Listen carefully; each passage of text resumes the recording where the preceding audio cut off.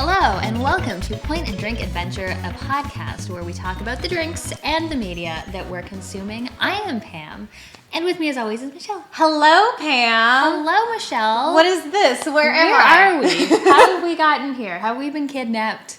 Or did we run away together? Yeah. Who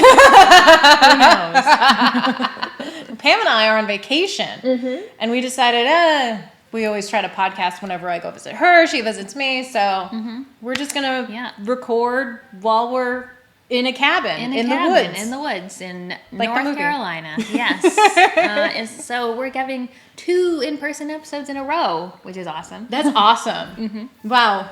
Yeah. I did not realize that. No, I know. Last time you were at my place, so this is awesome. Yay! So, what are we drinking today? Well, because I had the opportunity, I drove here, so I didn't have to put it on an airplane and such, which I never want to do with wine. And we haven't done wine in a while. No, it's been a while. Yeah. So we're drinking one of Pam's favorite wines. We are drinking Barolo. Barolo. And this is a wine I've had in my happy little collection for I don't know, it's 2013 Einaudi Cannubi Barolo, which is a great producer. Cannubi means it's a single vineyard. Okay. So super nice and fun. And it's 2013, so it's pushing over 10 years now at this point. And you gotta drink these wines. Yeah, you gotta drink them before they go bad. So Barolo, it's beautiful, high tannic. Look at this color. It's like almost coppery, more of a rustier red than a brighter or berry red. It smells so good. Yeah, it smells delicious. It definitely more dried fruit and sort of more dried figgy. Yeah. I get a lot of. Versus if it's a younger wine, obviously, then it's going to be a fresher fruit. Secondary, tertiary notes is what we called it. I don't know. Ooh, that's tannic. I love it. It's so tannic, it just coats your mouth. Dries your mouth right out. I love how dry it is. It's nice and bold and just in your face. It's a wine that just kicks you in the face. It does. It so kicks you in the face, but it still has good fruit to it. I think it's. Do you think it's a little I think I wish the fruit was a little bit more fruit forward? Yeah. Yeah, just a tiny bit, but it maybe we opened it a little too early. Maybe not. I don't know. Or it's in the tail end of its life. It's still a great wine. Don't get me wrong. We're nitpicky. Yes, but it is delicious. Yes. I am going to be in Barolo in a few weeks. I'm excited. I'm excited for you. That's going to be so great. Drink all the Barolo.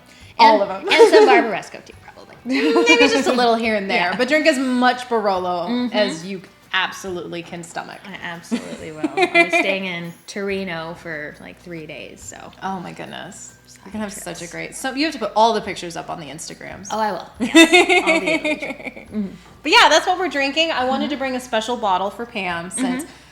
even though she's going to Barolo, it's her favorite, and we only get to see each other a couple times a year. It's true. So cheers! Cheers! Yay! All right. So what have we been watching? What have we been watching? Oh, you have so many more things, but most of these things we both did. So yeah. What should we? We'll do the first thing that we watched. Sure. Yeah. That our last podcast. Yeah. Go for it. Okay, so. Pam and I, the last podcast, we watched Center Stage. And that's a movie that we're like, oh my God, you love that movie. I love that movie. So we watched it. And then as we're watching that movie, we were like, have you seen Cutting Edge? And I was like, yes. Of course I have. And so then the next day we decided to watch Cutting Edge after we recorded the last podcast. Yes. And it's so good. It's so good. Even watching it now, I think it's from 1980. So I think it came out before either of us were born. But really, I think so. Wow, yeah, it's pretty old. It's got Moira Kelly and what was the guy's name? D.B. Sweeney? It is D.B. Sweeney. Yeah. Name of guy, just in case. And she is a professional figure skater that's never managed to take home the Olympic gold. And also, she's a huge bitch, so no one wants to work with her because she's a partner skater. Why didn't she just go to singles? Singles, I don't know. And then he is a hockey player who is also Olympic level, but he gets injured and he can't play hockey, but he can still skate real good. Mm-hmm. He's a fabulous skater. That's Yeah. the best thing he is about his hockey game. Mm-hmm. And then so he gets recruited. Yes. Because nobody wants to skate with this bitch. Yeah. And they have wonderful conflict, wonderful workout montages. Mm-hmm. Wonderful chemistry. Oh, the chemistry is so good. I love the way they fight with each other. Oh, it's so great. They fight, but then they still like give each other Christmas presents and like I love the whole thing. Mm-hmm. The figure skating's also awesome. It's amazing. And the way they do the camera stuff, like they speed it up a little bit, but I know a lot of them are stunt doubles, but they did a great job doing it so it doesn't look so off. Yes. Yeah. But yeah. It was really fun. I love that movie. I've seen that movie a ton when I was a kid. I used to watch it all the time. I had it on VHS for sure. Toe pick. Toe pick. Toe pick. If you haven't seen The Cutting Edge, I feel like it's so underrated. Nobody watches that movie. Yeah, I don't really hear anyone talk about it, but it was awesome. If you like those like romantic comedy sports movies, which I guess is a pretty niche thing, but really good. It's funny that we did it 2 in a row. 2 in a row, yeah. But yeah. The romance was way better. Oh, yes. In Cutting Edge than Center Stage. It was kind of in Center Stage. But the dancing was nice in that one. Mm-hmm. Yeah. But yeah, watch The Cutting Edge. Mm-hmm. So underrated. Yes, very good movie. What else? What else have you been watching? What else? So another movie that I watched, I've had on my list for a while, and it's called The To-Do List. I love to-do lists. Yes, this stars Aubrey Plaza and a bunch of other late 20-year-olds playing high school students. And she has been sort of like the perfect student, very focused on getting to college, and she has had no sexual experience at all.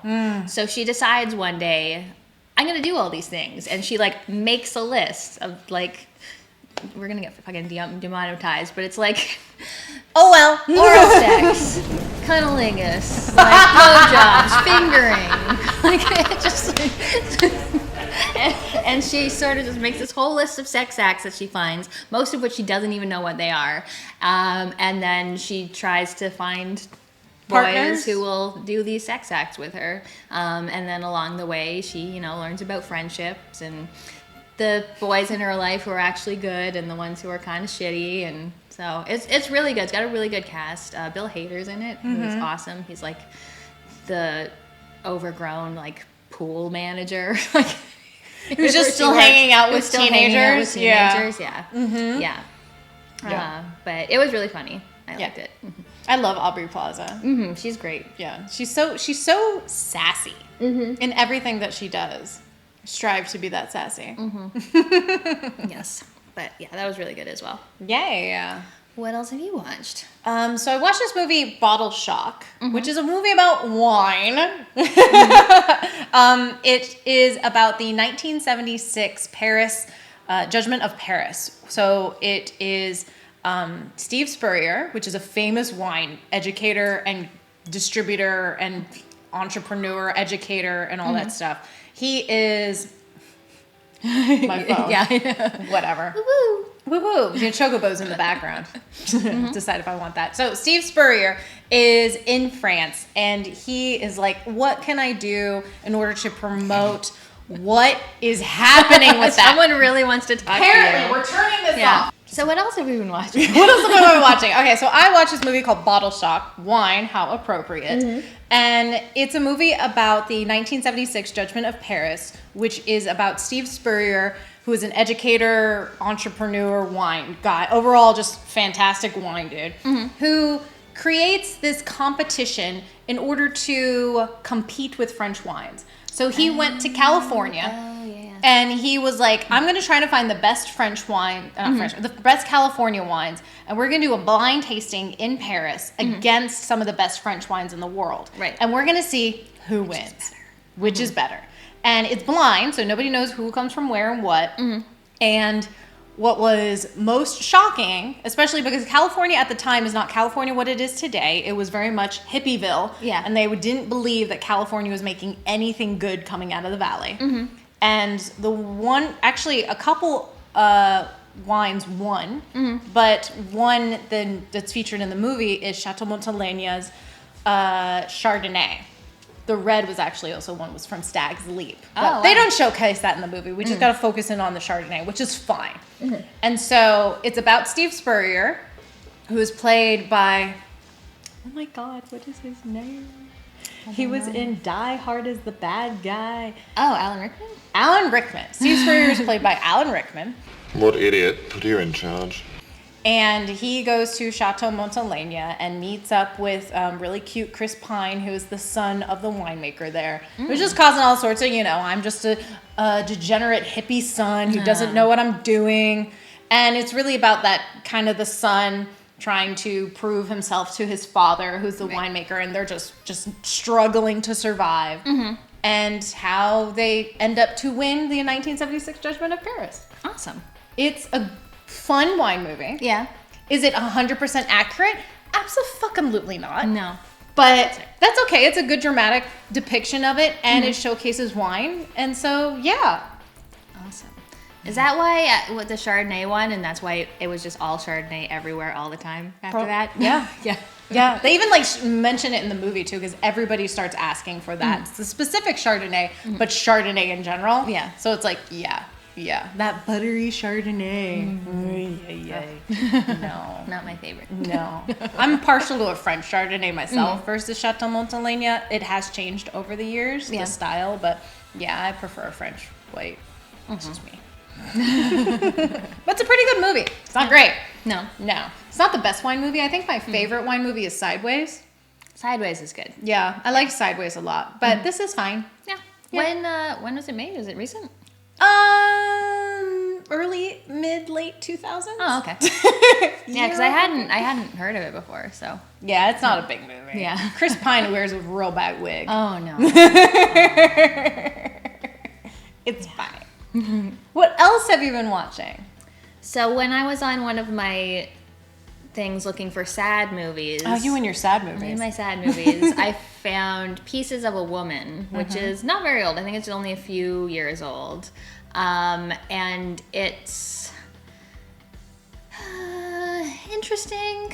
It feels a little bit like awards baity, maybe. But it's about a couple. I completely forget who the woman who stars in it is. Her husband is Shia LaBeouf. I think they're in Boston, and they're having a baby. And the movie starts with like a 30-minute single take. 30-minute single take? Of her home labor. Oh my God. So she has a midwife come. It's not her normal midwife because she's delivering another baby. So another midwife comes. There's this whole it's not graphic, but it's a lot of noises and okay, come here. Okay, go in the bath. Okay, now and go in the bed.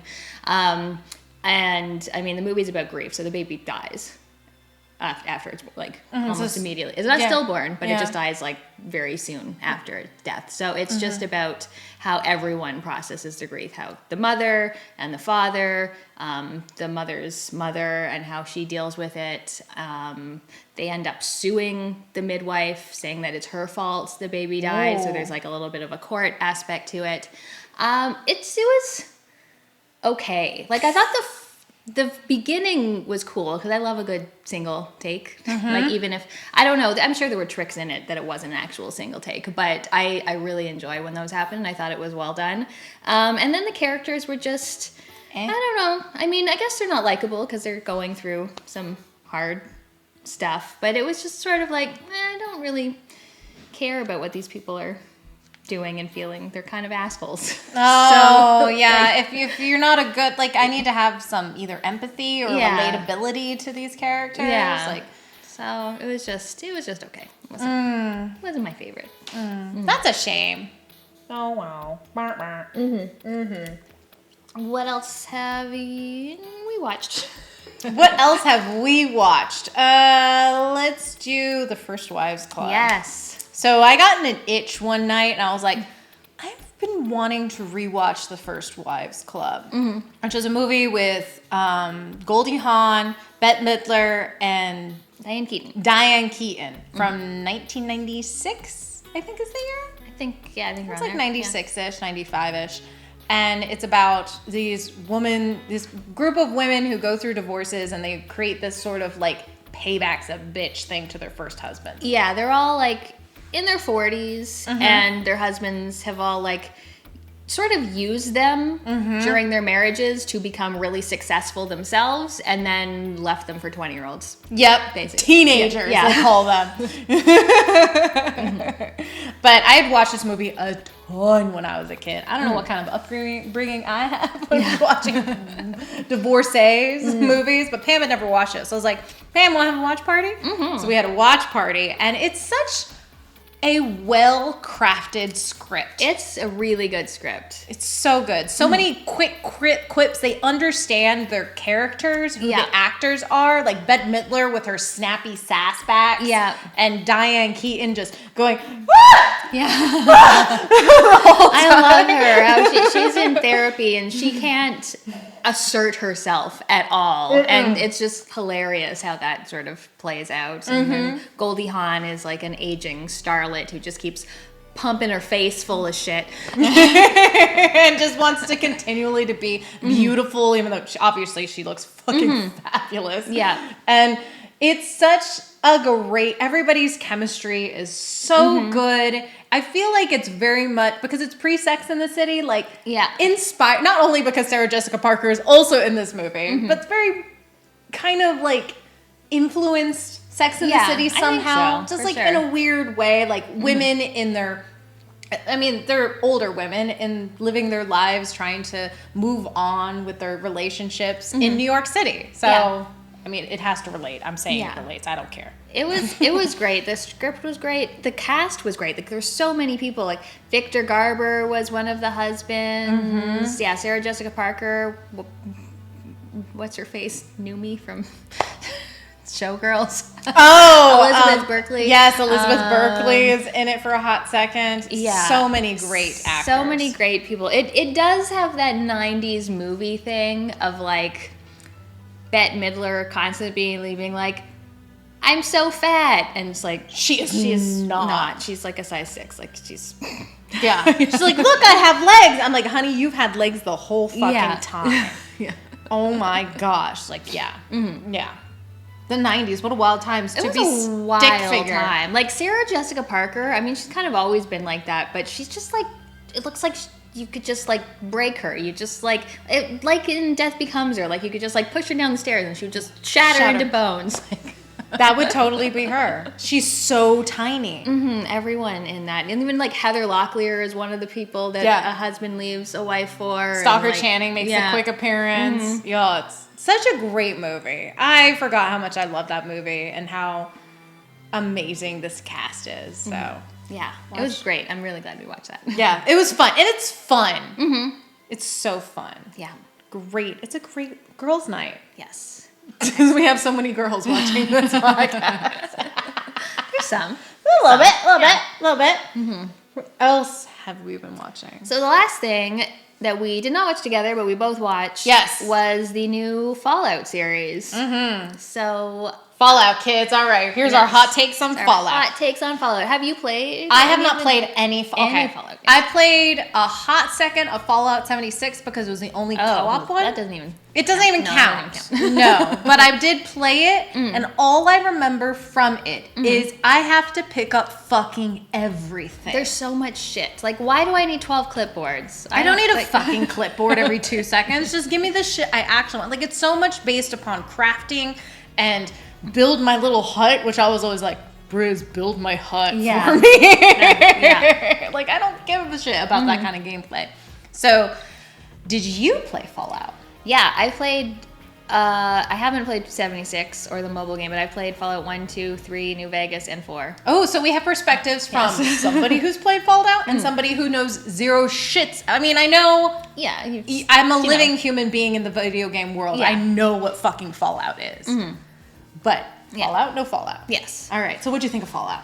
I thought it was a lot of fun. Yeah? I thought it was really fun. Yeah, I liked how they had the 3 characters, like the Vault Dweller, the Ghoul, the Brotherhood of Steel member. I thought it was set up really well. I really liked all the stuff with the vaults. I thought that was sort of the strongest bit and like where most of the mystery was. The Brotherhood of Steel guy, it took me a while. At first I was like, this guy's just kind of an asshole, and I don't like him very much. Like, he's like the underdog, and then he gets some power and he just like completely abuses it and is a dick, and I was like, oh, that sucks. He got better as it went along, sort of. But I really liked it. I thought the not art direction, but the look of it was amazing. I really liked all the little, not even Easter eggs so much, but like doing the hacking, which is like one of my favorite part of the new Fallout games.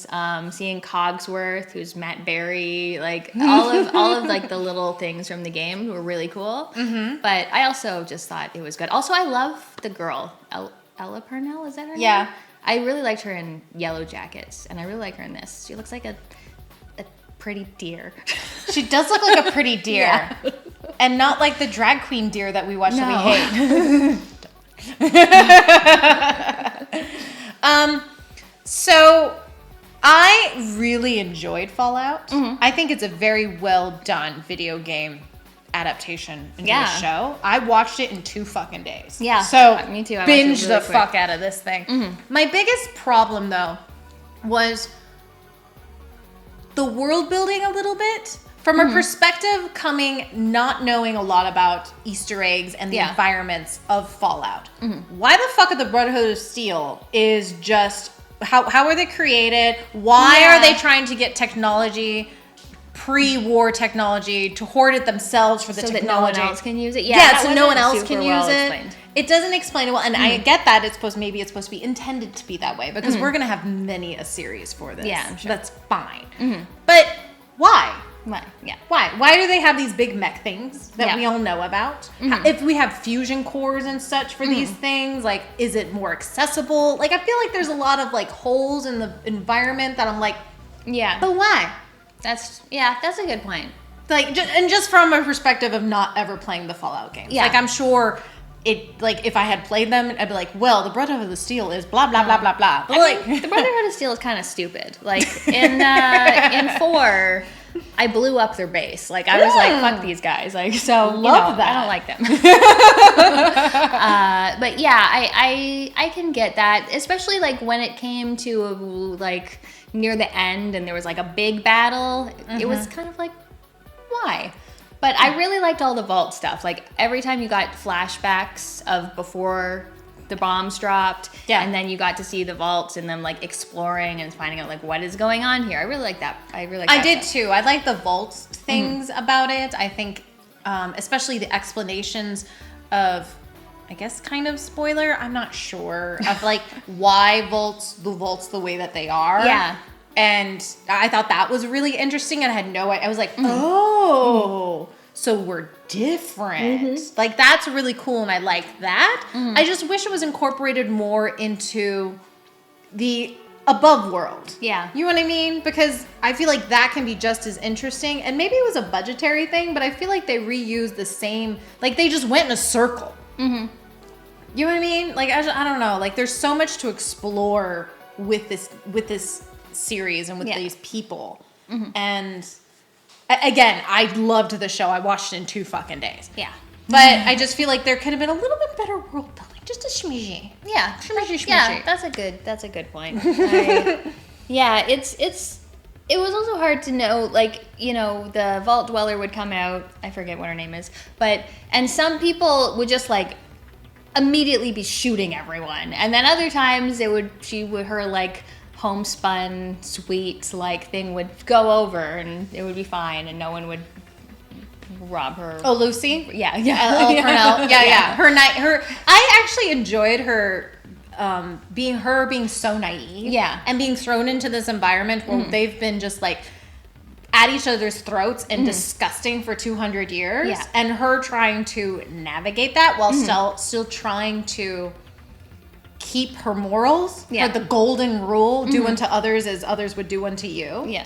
I liked that, and I liked how it stuck to that, because I feel like so many shows would venture away just to be like, oh, we're just going to be batshit fucking crazy now, and we're going to have a gun and just shoot everybody. Like, it's very to the character, because that's how she was fucking raised. Yeah, I like that they kept it, and it wasn't like a new Tomb Raider thing where Laura's like, I'm just an archaeologist, now I'm killing everyone. Yeah. She's still, she's trying to adapt, and she does come to that line, but she never crosses it. Yeah. And I like that about the show. And I like that about her. I really liked her. And if you don't love fucking Walter Goggins, you have a problem. Yeah, he's amazing. I love him. He's amazing. He love him. Gushing up every scene and just chewing up. I just, even like as a ghoul, pre-ghoul, post-ghoul, whatever, just, I love him. I need more of him all the time. Yeah. You should watch The Righteous Gemstones. I should. But really good show. Yeah, I liked it. I liked it a lot. Yeah. How do you feel about the dumping of everything at once format? Because I hear people go back and forth about it. I like it, honestly. I fucking love it. Why would we go back? I like being able to watch everything at once. Like, a lot of times I'll wait and then the second season will come out and I'll just rewatch the first one again to remind myself. But yeah, I don't know. If the single episode seemed like a water cooler thing, so you can like discuss what was going to happen for the week before it happened. But that's not how the world works anymore. So yeah, I agree. I just heard people, since I've, you see things about Fallout since I've watched it on the internet, and some people go against like the whole dumping of the thing in order to, like, the water cooler thing. I love it because I have not watched Shogun yet. Only watched the first 2 episodes because I'm waiting for it to be done so you can watch them all. Because I will forget. I got mushy brain. Yeah. But I was just I like getting everything at once, and it has been renewed for a second season, so that's good. It better be. I need to know what happens. Although, because I know it's the creators of Westworld, and Westworld went off the rails. Went off the fucking rails after the first season was so fucking good, and then second season you're like, oh no. I watched the first season, and then immediately after I was like, oh, I'm done. That was a good choice. I went through the second season, and after that I was like, I am done here. But I hope, what I really, really want is it to be done with these characters at the end of the second season. I want their stories to be complete. We need to close this chapter because obviously we want to know, spoiler alert, hint at New Vegas stuff, which I hear is a great adaptation, one of some people's like favorite games. That's got the best story. Yeah. So let's complete that. Yeah. And then end it. Yeah. Fuck this going for 4 seasons. It does not need to go for 4 seasons. I agree. It would be nice if it just wrapped up. Give me a nice little bow for 2 seasons of this happy story. That's like the biggest thing I have against anime. When they go like 100 seasons and bullshit. Fucking end this shit. I don't need 50 episodes of the same boss in Dragon Ball Z. End it.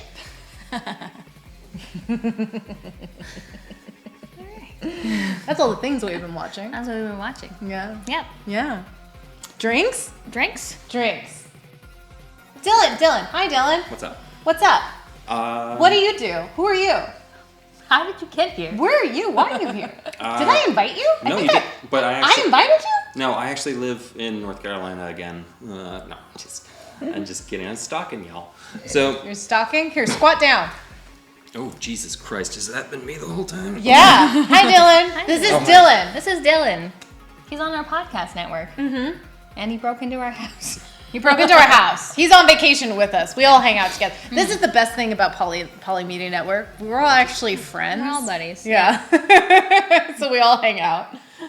Well, I can't stand Travis, I'm going to be honest with you. No? Travis is coming tonight. He'll be here. But, I'm on Split Up. We just actually recorded a new episode. Oh, nice. What did you talk about? We talked about Kenneth Branagh's Mary Shelley's Frankenstein and Reanimator.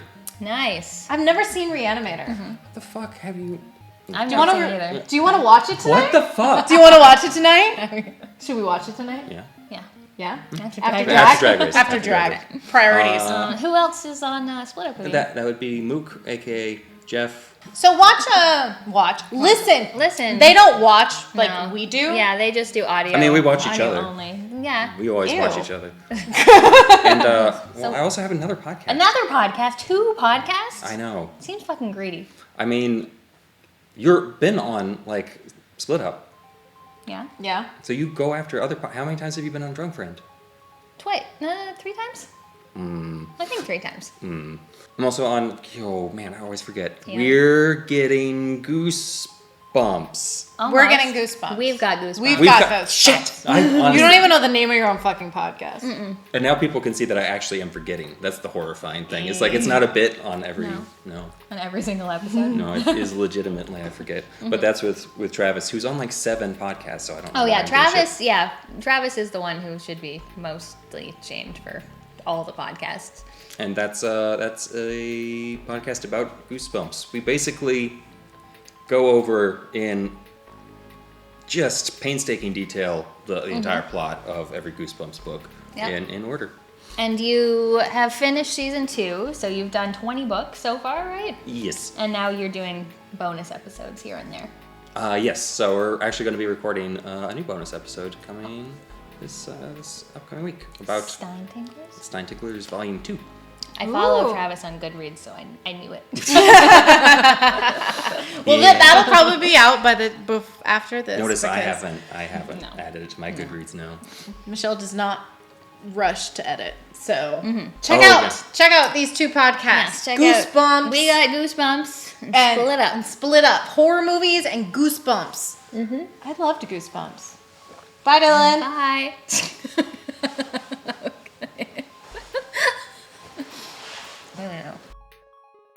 All right, so now we're on to what games we've been playing. Okay.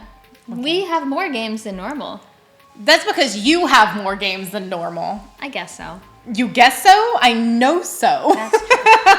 Pam, what have you been playing? So I played a game called Open Roads. I've heard of this. It's on Game Pass. It's on Game Pass. It's not the same named studio, but the people who made Gone Home, which was like a super popular walking sim 10 years ago, maybe? I don't know. Something like that. And this one is about a mother and daughter that kind of go on a road trip. The grandmother dies, and they find some like notes that was like, oh, what was grandma doing? And so they kind of go through like their old summer house and, find out things. And meh. It's a walking sim, so how much game can we really do here? Walking sims can do things well, but the thing I found is that this had very little progress from Gone Home. Oh. It was one of those games where you walk through a house, you pick up a thing, you rotate the thing, you put it down, you pick up another thing, maybe they have something to say about it, you put it down. And in Gone Home, it was like stuff that really spoke to me, like X-Files episodes taped on VHS tapes, or like Lisa Frank duotangs. This is our childhood. So this one was just kind of like old lady stuff that I'm like, I don't know, it's a can of beans. I don't fucking care. But there's some nice animations with the mother and daughter, but they do it in a weird way where they start talking and for like 3 seconds their lips move like they're talking, and then it's just a still image, and it's just like a weird like half animation, not even half animation, that I didn't really feel added much to it. So I just kind of found that it was boring. How long did it take you? 2 or 3 hours. Yeah, it wasn't very long. I mean, that's good. At least it didn't overstay its welcome in terms of that aspect. But if it's not even interesting in that sense, then fuck it. Boring. I just don't like pick up thing, rotate thing, put down thing. Like it's not interesting gameplay. Yeah, not interesting gameplay at all. Yeah. That's a shame. Yeah, it was too bad. Not being really a walking Sims kind of girl. There's a couple like standout ones. They have to have either like a really good story or do something different with the medium. And if they just tried like kind of the same thing with an okay story, than like the voice actors were Felicity Oh, and from the show, Felicity. Yeah. Name of woman. Carrie something. Yeah. And Caitlin Devers. So they had money for like so voice they had money actors. for voice acting, but I often find that the games that get brought up and there's like, look at our big voice actors, like 12 Seconds was like that, at Daisy Ridley and James McAvoy, and it's like, wow, but it's like, but the game sucks. So Yeah. I did not like that game at all. I don't like it. No. Yeah, agree. And we say this, and we're going to talk about another sord of walking sim. Yes, we are. I feel like you played this game because you saw it on the list. I absolutely did. So I was on Game Pass, and I'm like, I need a game. I need something. So I'm scrolling through, and I'm like, this looks this looks short. This looks short. Literally my logic. I was like, this is short. I bet I could beat this and I could add something to it because I'm still working on Final Fantasy VII Rebirth. I'm never going to fucking finish this thing. I got so many other big games I'm working on. So anywho, I needed something short to just like suck up my time for 2 hours, which is a 2-hour game. Perfect. Yeah. Love it. Return to Grace is the game. It's on Game Pass. It is about this woman who is like this archaeologist who is trying to find Grace, which is a kind of symbolic AI from like 2,000 years ago or 200 years ago. Yeah. It's in the past that people used to go to give wishes to, and it used to be so powerful, but it just died off. Disappeared, It disappeared, it went away, and people freaked the fuck out. And so she's trying to find Grace again because it's sort of this lost technology. And so she crash lands on this planet with her happy little AI. Yep. And she starts venturing into this planet to find Grace. And other AIs within the environment start to talking to her and like work with her in her like little tablet little thing in order to figure out, is this Grace? Is this a planet I'm going for? Who are these personalities? Do I merge these personalities or separate these personalities or create new personalities to help me as I move forward to get to Grace? Yeah. So, excuse me. I liked the concept a lot. I like the concept a lot too. I liked it seemed very interesting. Like, I'm trying to find this lost AI technology. And for I'm not a fan of walking sims at all, really. Like, I know What Remains of Edith Finch is sort of the benchmark for... Yes, that's the best one. Yeah, the best one. And me, for that game, I'm just like, it's alright. Kayla's gonna hate me, but it's alright. You know what I mean? Like, and maybe because it was just too long. It wasn't that long.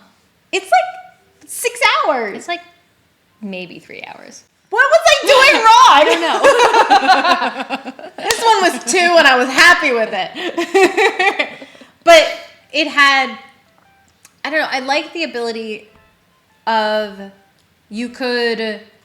some of the parts you could venture in as much as you wanted to, search into like a bunch of the apartments. Yeah. Or you can just fucking try to beeline it. Yeah. And I just fucking beelined it and it was great. Yeah. I liked the concept. I like the different AIs that you talk to. Like, they all were like empathy and logic. So, they're very focused on that. The voice acting was good. I liked all of the dialogue. The puzzles were Stupid. Like, They were not puzzles. Yeah, really. At all.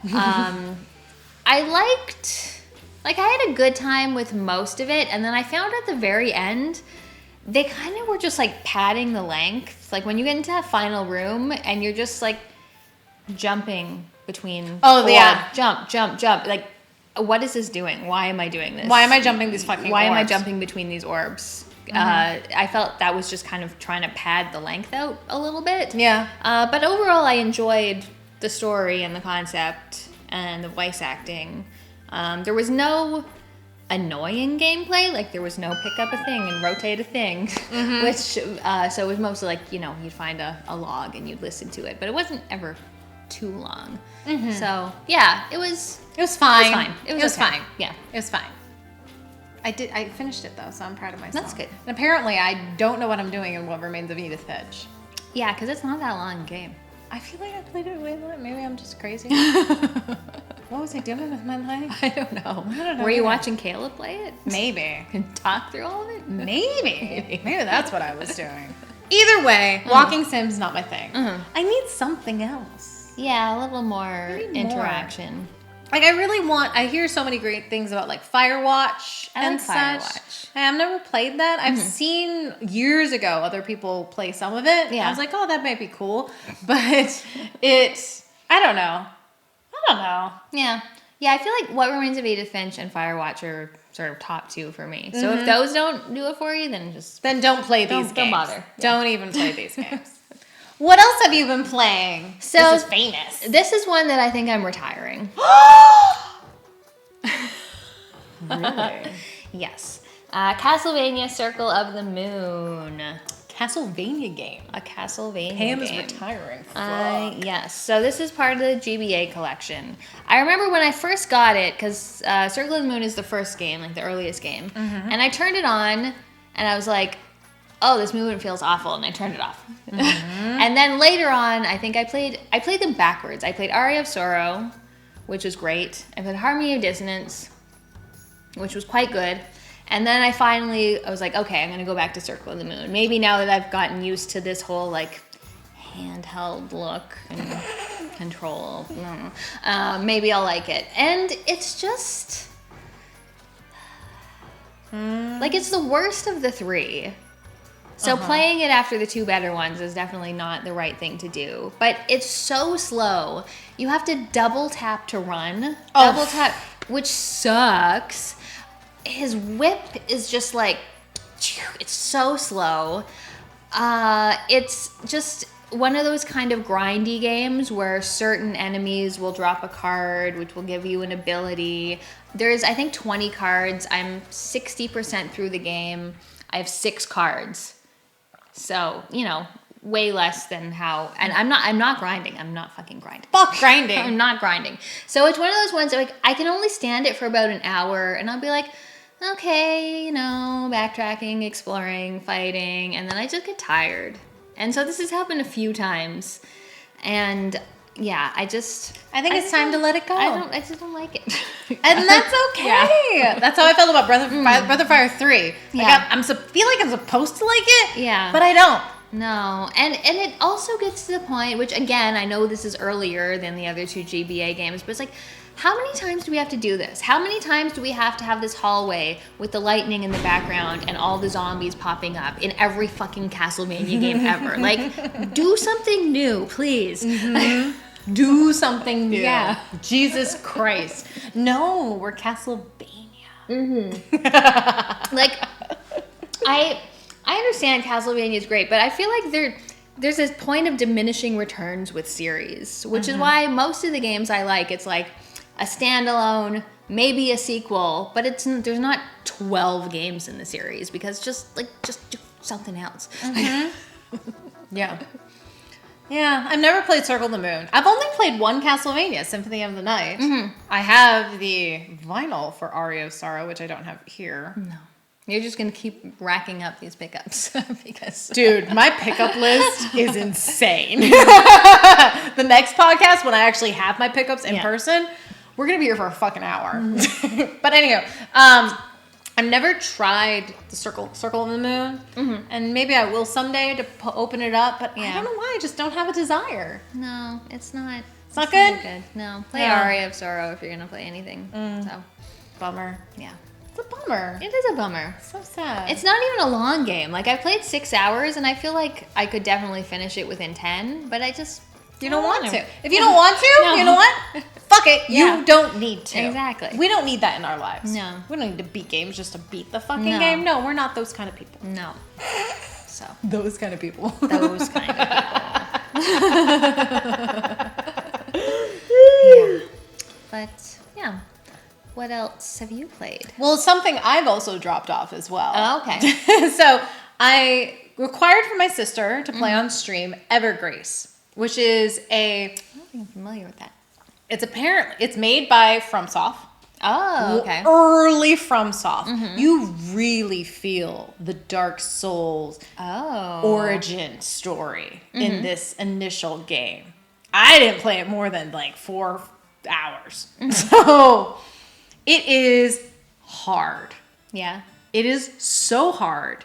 And not because, I mean, I played all the Dark Souls. I feel like I am a competent, I'm not going to say good. I am a competent person when it comes to being able to dodge at this point and being able to hit a thing. At least trying to figure out what is the thing. What is the shtick for these monsters?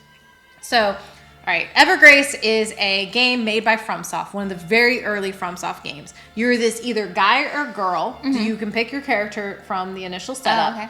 I picked a girl. And you just are, I have amnesia. I am in this, like, cabin. And this woman is like, I found you in the woods. Oh, my God. And then some old guy outside shows up and is like, oh, my God, I'm an evil person. I'm going to take this woman. And you're like, you're amnesiac and just going, why did he take this woman? I need to talk to this man and figure out what is going on. Literally, this is a story. Okay. And then you are just sent off into the world. Okay. And you run off. There are a couple branching paths you can go to, so it's not super open world. I mean, it's like 3D perspective. What and system? PS2? PlayStation. Oh. Wait, no, PlayStation 2. Okay. It's PlayStation 2 because I remember the bigger box. Yeah, It okay, is a bigger PS2. box. All right. And it's 3D graphics. Yeah. You are a third person. You run up to the thing, you go whack. You know, it's kind of very Dark Souls. Obviously, it's very Dark Souls-y because it's the origin of Dark Souls. Not quite. You don't fucking dodge. I can't dodge roll.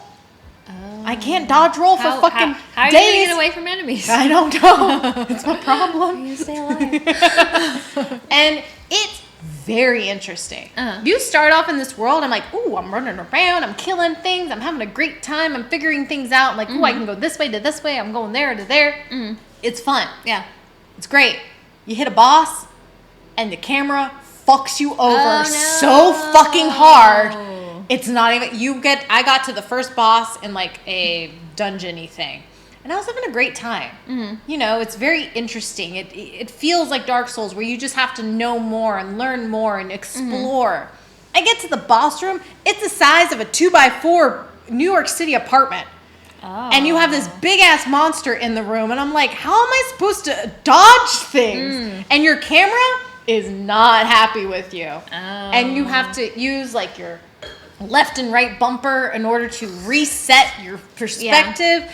And the thing just does a thing and just whacks me. And I'm like, what am I? And I hit it and I do nothing. It's like the tiniest little bit of So I'm like, what is the shtick? So I'm trying to figure out the shtick. But I can't get past the fucking camera. Oh. The camera is the end of me. Yeah. It's just a fucking camera. Everything else about the game is really interesting. You can really feel the origins of Dark Souls and all those kind of Souls-like games. That fucking camera. No. Fuck you. No. Burger, our friend, who's upstairs going to make us chicken. Yeah. Because we invite all of our friends, and we mention them on the podcast. Yes. He said it took him years to beat this game. Years? No, thank you. Years. No. And he was just like, I came in, tried to figure things out, come back in and out. I'm like, I have a hair on me. No. So, no. Camera, fuck this camera. No, I don't want to deal with that. I can't deal with tank controls. So how am I going to deal with this? This is a bullshit camera. No. Bullshit camera. No. So, interesting game. Really cool. Really, loved this. Hate the controls. Yeah. That's a shame. I know. What else have you been playing? So I was recently playing Biogun, which is Ooh, a you did a new review on that, too. Metroidvania. Yeah, I did like a review-ish. It was actually a sponsored video, which was cool to do. The game came out in early access. Although early access includes like the whole game. Like you can play through and get to the final boss. Like there's stuff. That's just a game then. Yeah, so there's stuff that's not like occasionally you'll go through and you'll find like literal like construction signs like can't enter here because there's a mini boss or something that they haven't put in the game yet. But you can play through the whole game from beginning to end in early access right now, and it's really cool. It's A petdemic has happened. Petdemic? Yeah, there's a virus that is impacting pets, and so you're this scientist and his dog, who's pregnant. Although I don't know how that. The dog is pregnant? The dog is pregnant. Okay. Is dying, and so he comes up with this vaccine and injects it into the dog, and you're the vaccine. So you're going along the inside of the dog. You're going through like its fallopian tubes and its liver and its gallbladder, and you're fighting all the virus. It's really cute. It's very bright and colorful. Like if I had to describe it, it would be like a mashup of Super Metroid, because this is a twin stick shooter, and Hollow Knight. So it's that kind of thing, but it's range, deep damage. There's some like quests. You're talking to blood cells in the body, and you're finding nerve fibers to control things in the pets. Yeah. So I really liked what I've played so far. I only got access to about a third of it, and so now that it's in early access, I've played like a little bit more. But it just came out on Tuesday, and then I came here yesterday. So I ruined it. So I'll be playing to the end of that game. But it's really cool so far. Yay! I love how it's about pets. If a pet dies, that will destroy me. I mean, if that's how it ends, I take back everything I said in my video. It is awful. The worst game ever. I feel like it's, you usually win, but better win. Yeah. Pam, you better win. And Lily was in the video multiple times. Oh, I saw that. I did watch the video. Yeah. I mean, I knew a little bit about this game ahead of time. But Lily! Yes. Love my Lily. She's a good girl. She's a good girl. She's the best girl. Best girl. She's undergoing dental surgery on Tuesday. Oh, no. She's going to be good to go. She's going to be fine. Good. Yeah. Good. She has a calcified tooth. That's going to be me in like 10 years. I guarantee it. If genetics say anything. Yeah. Oh. What else have we been playing? I played a remaster of an old game. Star Wars Dark Forces Remastered was just released recently. I played the shit out of the second one, which has FMB. This does not, the first one didn't have FMB. Oh, no? Or I don't know if it's called FMB. Like the cutscenes were with people. Yeah. So that's FMB? Yeah. So I confuse all the Star Wars games. I mean, I only played this one. I haven't played too many, but which one is Dark Forces? Like, what does it look like? Like, what is the gameplay like? So I play as Kyle Katarn, who is a mercenary, and it is in a first-person perspective, and I'm floaty as fuck, running around on 3D perspective backgrounds that are like... So it's a first person, like a Doom, kind of? Yeah, it looks like Doom. Okay. It looks like Doom. And if it wasn't remapped... Because the biggest problem I had with the second one whenever I played it when I was a kid is I got stuck because all of the textures look the fucking same. So I couldn't figure out where to go. And you still get that a little bit, even though it's remastered. There was like one time I was like, where the fuck do I go? And it was literally like a crack in the wall. But the crack in the wall looks like the same crack as in 7 other cracks in the wall, because it just like a little sliver bigger. And I'm like, really? Textures? Yeah. We just copy pasted the same texture over across the wall. And one of these is a secret. And one of them is a secret. And I love it in the game too. It's like, how your percentages of secrets you found. And I'm like, fuck you, I don't care. Yeah. So, Star Wars Dark Forces Remaster is obviously a remaster from the original PC game from the mid-90s, I think 95-ish, 96-ish, whatever. Yeah. You play as Kyle Katarn, who's a mercenary, who is off to destroy, Star Wars-y shit. Just the evil empire, and with his help of his super sidekick, Jan, which I'd heard about the chemistry between Jan, who's like your person in your ear that helps you out. I need more of that. It's not enough. Not enough. There's not enough cutscenes, cute animated cutscenes. The missions are fine. Yeah.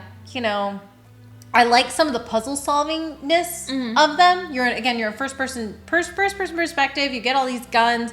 If you run out of lives, you just start the thing all over again, and like that's fine. I got to, it's hard as fuck. Yeah. Hard fucking game. The last level, most of the game, I played it on easy because I said, fuck this shit. Because I'm floaty as fuck. They didn't update the controls. Just the graphics. Just the graphics. Okay. I'm running around and just going, whee! And I just keep going. Like you're just skating on I'm ice. skating on fucking ice. And I'm just like, whatever. It's fine. And you actually do skate on ice at one point. Oh. Like you have to get like ice shoes in order to nice. not do that. And it's on a cliff. So have fun getting that. Okay. But the game itself is fine. Yeah. It took me about 8 to 10 hours to complete. Okay. The second one I like much better, and I hope this sells well so I can get the second one remastered. Because the first mission of the second one I played about 1 billion times. Okay. It's a LucasArts game, right? It is a LucasArts. And yeah, it's fine. Yeah. I'm gonna just keep saying it's fine. It's fine. It's fine. I don't know. People love these games. People love Star Wars games. I've played a handful. I played the one that was on Nintendo 64, and the beginning you're in the Battle of Hoth, and you're flying around in your X-Wing or whatever, and you're taking down the Imperial walkers, and I was like, yeah, this is amazing, and then you get past that level, and then you're just like a third-person shooter, and I was like, oh, I don't like this anymore. I want to fly the spaceship. But then, yeah, like Force Unleashed, I think I played, and one of the new ones with the red-haired guy that looks like the guy from Riverdale. Oh, yeah. I know what you're talking about. But Name of game Name of game. was a red-haired dude. Red-haired dude. They just released a sequel recently. I haven't played that one. I think it's just too bloated with Star Wars stuff right now. Yeah, there's too much Star Wars. There's a bit too much stuff. But I mean, this is a product of its time. This game, Yeah. because you're floaty as fucking fuck. Yeah. And that's hard. And it kind of sucks. But the game itself is fine. I want the second one. Give me the second one. I want my FMV. I want Kyle Katarn going to the dark side. You know? Yeah. I want stupid bad actors. Oh, yeah, FMV. What is the last game you played? So the last game I played is another one that just got released on Game Pass, even though I think it got released other places maybe last year. It's called Botany Manor, and it's a puzzle game about growing plants. We love this. Yeah, it's really cute. You play this character whose name I obviously completely forget, and it's in the past, like maybe the 1800s, and so like she keeps trying. You walk around and you find little like notes and stories, and she wants to be a botanist, and everyone's like, you're a woman, what could you possibly Oh my god, know your brain is not about big enough. flowers? You can't do this. But so she's trying to fill out this journal about forgotten plants, and you're trying to find out how you grow them. So you're basically walking around and finding various documents, like the first one, it talks about a certain plant. So you find the seed and it's like, oh, this plant takes away smog or pollution, but it needs to be at this temperature. And then you find another note saying it needs to be in the sun or whatever. So you have to put these clues together and plant the thing and set the temperature correctly and put it somewhere in the sun to grow, and then it'll go. So it goes like that, but then every chapter there's sort of more plants at once. So you might have 4 different plants that you're trying to grow, and you're finding all these clues, and you have to figure out like which clues belong together to grow a plant. So you have to figure out all the right things, and then you have to grow the plant under those conditions. So it's like a fun puzzly game. I feel like it has a fatal flaw in that you add these clues to your book, but it only adds the title of the clue. And it might be something stupidly inane, like greeting card. And it's like, well, I don't remember what fucking greeting card said. Like, you can't access the clue again through your book. You have to go to where the clue was and reread it in order to do that. So I feel like that was a huge, like, why would you do that? Right. You're wasting my time. But I enjoyed the general puzzle solving. So you put together all the clues and like, okay, well, you have to emulate a thunderstorm to get this thing to grow, or you need to grow this in the dark, or so, you know, it was a neat thing with a cute little story. It was very pretty. But I don't know why they made you like backtrack. It's like, what did that clue say? Yeah. I hate that. I don't want to backtrack. I hate backtracking. I hate backtracking. I hate doing the same thing over and over again. Like, give me something new. Yeah. Ugh. So no? I mean, I liked it overall. It wasn't very long. I don't know, I maybe played it for 4 or 5 hours. I realized midway through, because everyone was like, oh, this isn't very hard. And I was like, oh, I actually have to read and pay attention to things. Okay. We don't like to do that. It's less hard when I do that. I feel like so many things would be. But you know what? I'm not going to read your fucking bullshit. Give me something different to progress in my gameplay than read your fucking bullshit. Yeah. Give me something interesting. Yes. But I think it was a fun puzzle game. It was charming. Aw, that's good. Yay. That's like all the things. That's all the things. Look at this list of fucking... None of the pickups are here. Nope. So. None of the pickups. But you know, that's fine. Because the next episode, for shit, we're going to spend like a half hour with my fucking pickups. Yeah. We're going to get to see lots of vinyl. Another vinyl arrived today, too. Nice. Yeah. There's like at least 5 of them on there right now. I have a problem. Yeah. It's fine. It's fine. But thank you for listening, everyone. We're going to go back to being on vacation and go eat some amazing food, watch some Drag Race, have a great time over this weekend in this fabulous cabin, which this background image is not doing it fucking justice. Yeah. We went through hell trying to find a spot.